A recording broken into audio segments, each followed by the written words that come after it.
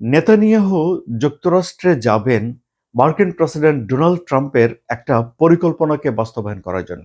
এই শান্তি পরিকল্পনাকে ডোনাল্ড ট্রাম্প ব্যাপক গুরুত্ব দিয়ে থাকেন, আপনারা জানেন। মধ্যপ্রাচ্যে যুক্তরাষ্ট্রের প্রভাব সুসংহত রাখা এবং মার্কিন প্রেসিডেন্ট ডোনাল্ড ট্রাম্পের একটা নোবেল পুরস্কার পাওয়ার জন্যে এই যে ২০ দফা শান্তি পরিকল্পনা, এর বাস্তবায়ন জরুরি। এবং এই বাস্তবায়ন করার জন্য একটি পক্ষ হিসেবে কাজ করছেন বেনিয়ামিন নেতানিয়াহু।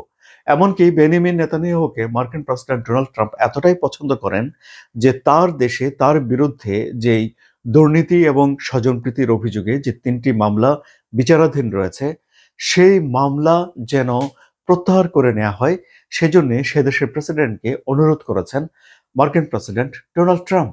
এবং ডোনাল্ড ট্রাম্পের অনুরোধের সূত্র ধরে বেনিয়ামিন নেতানিয়াহু সে দেশের প্রেসিডেন্টের কাছে এই মামলা থেকে অব্যাহতি দেওয়ার জন্য একটা প্রার্থনাও জানিয়ে রেখেছেন।